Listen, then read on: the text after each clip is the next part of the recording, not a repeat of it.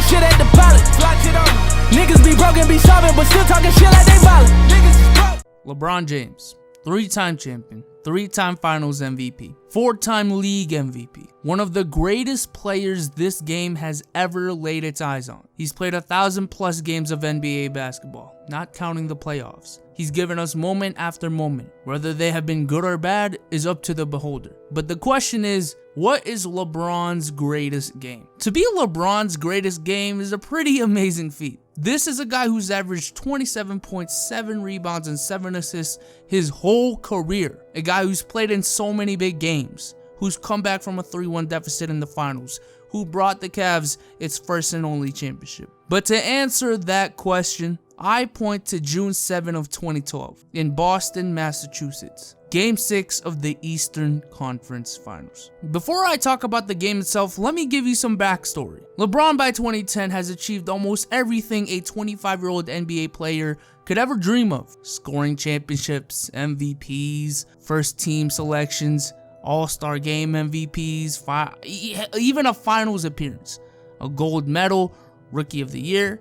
Like, besides Defensive Player of the Year, he's basically had every award he's been qualified for. Everything except for one. The one that mattered to everyone. An NBA championship. So in 2010, LeBron was on the last year of his contract, and once again, he ran into the juggernaut that was the Boston Celtics at that time, with Ray Allen, Kevin Garnett, Paul Pierce, and Rajon Rondo. After losing in 6 to them, LeBron had enough. He left Cleveland to go to Miami to join Dwayne Wade and Chris Bosh to form the newest super team of the league. And as we know, LeBron easily became the most hated athlete in the world, and arguably the most hated in league history. To many, LeBron took the easy way out, and this only intensified when he simply choked against the Mavericks in 2011 and lost to a team that many didn't even have making the finals. So not only did LeBron take the easy way out, he got to the finals like he wanted to and choked with 2 other All-Stars beside him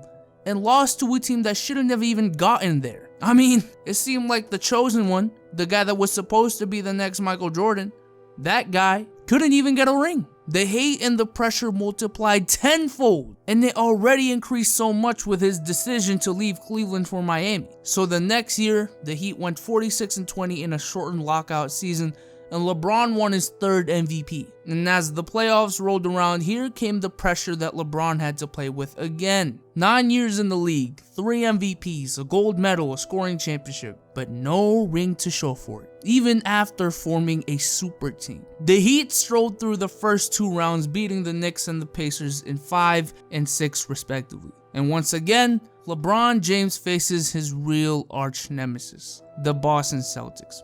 Still with Ray Allen, still with Kevin Garnett, still with Paul Pierce, still with Rajon Rondo, and still with Doc Rivers. LeBron and the Heat took games 1 and 2 on their home court, but the Celtics came back from 2-0 to tie the series at 2-2, winning Game 3 and Game 4 on their home court, and in Game 5, Paul Pierce hit one of the most cold-blooded threes I have ever seen in the grill of LeBron James himself on his home turf to give the Celtics a 3-2 lead. Now going into Game 6, I can remember me personally being excited. Oh yeah, we got this. We have momentum. It's on our home court. LeBron chokes.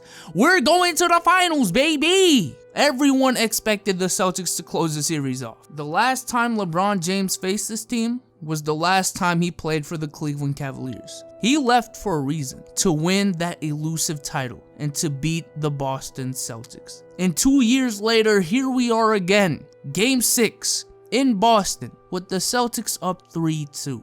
Everyone was doubting and was still doubting LeBron, and LeBron had enough. LeBron James put on the greatest performance of his career. LeBron James from the start of the game set the tempo and single-handedly changed the momentum of the series. He took the life out of the Garden as he was simply unstoppable in all sense of the word. Whatever you did not matter. LeBron James was going to do what he wanted to do, and the Celtics could not match him. You could just see it in his eyes, man. You could just see it in his body language. He did not have any emotions in that game. He was a man on a mission, and he was going to do it. And damn, he did, dropping 45 points, shooting a ridiculous 73% from the field alongside 15 rebounds in an elimination game of the highest magnitude. Like, as a Celtics fan who was 12 at the time, I would usually blame the refs or blame it on the Celtics being terrible, but I remember just saying to myself, nothing actually. I didn't say nothing to myself because you couldn't say anything.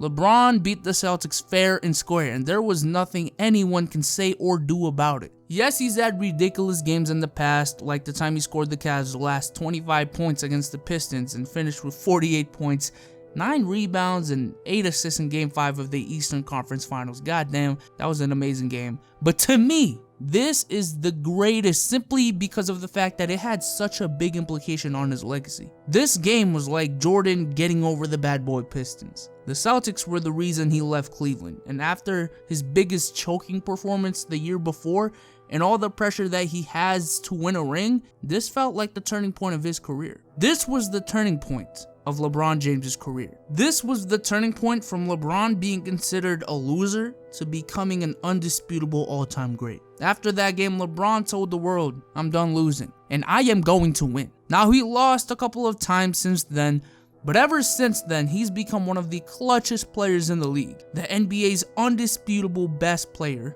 and he's shown that by going to 4 straight NBA Finals after that, 6 in a row in total, 7 overall in his whole career. We've literally gone from saying a team led by LeBron can't win a championship to any team led by LeBron can win a championship, even against the best regular season team in NBA history. With the reigning 2-time MVP being down 3-1, and this year, no one's counting out the Cavs, even though the Warriors still have the same team from last year, and just added Kevin Durant, an MVP in his prime. 4 total All-Stars, and have the best offense and defense in the league. They're not counting out the other teams simply because they have LeBron. And all that changed because of Game 6. And also, just imagine LeBron's legacy if he lost Game 6. I'm not even gonna explain it, but just imagine if he did lose. 2 straight years he's lost with this quote-unquote super team, with the quote-unquote best player in the world. Another year lost to the Celtics. LeBron James would simply not be in consideration in GOAT conversations if it wasn't for this game. But with that being said, I hope you all enjoyed this video, and I am out. Peace.